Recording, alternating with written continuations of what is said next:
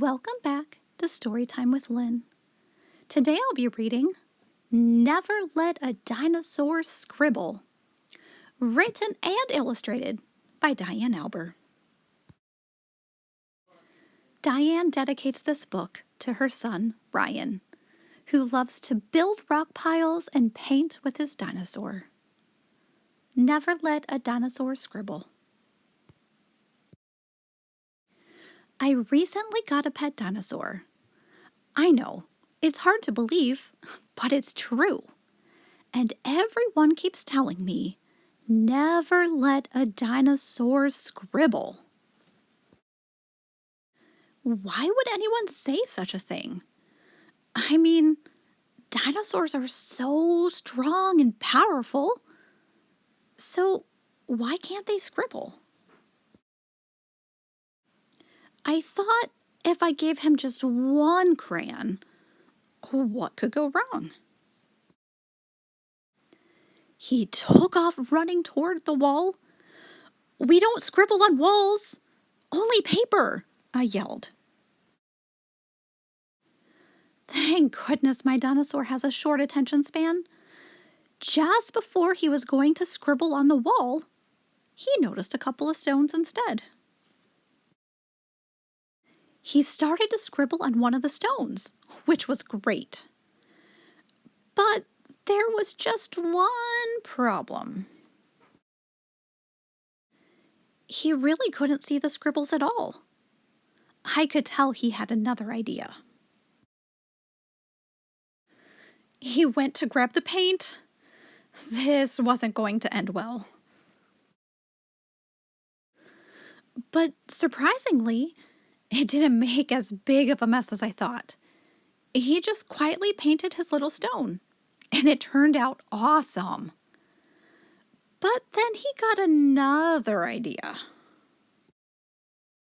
He wanted to paint dinosaur-sized stones.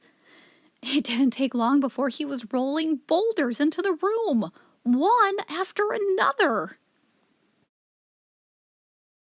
It had become the biggest rock pile I had ever seen. And the way he painted the rocks was truly extraordinary. But you couldn't see my floor or my bed anymore. I had to find a place for this rock pile, and quick. Then I heard a noise down the hall. This was it.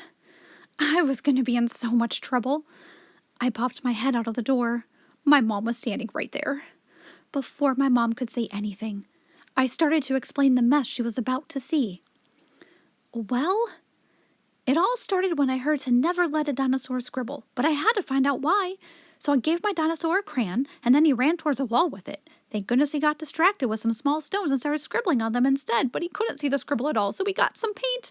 He loved it so much he got bigger stones, giant ones even, and it made a big mess. And I'm sorry. My mom peeked around the corner and smiled. You didn't make a mess. You made some spectacular stone art. When I turned around, there was just a little pile of stones on my table. No huge boulders and no gigantic rock pile.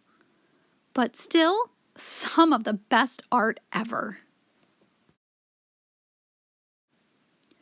All this time, people wanted to stop dinosaurs from scribbling. It could be because they try and draw on walls or make a gigantic rock pile.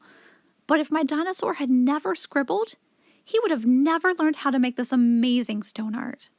So the next time you hear, never let a dinosaur scribble, just remember, all great arts start with a scribble. And even dinosaurs have to start somewhere. The end. Thank you so much for joining me today on A Storytime with Lynn. Never Let a Dinosaur Scribble. Written and illustrated by Diane Alber.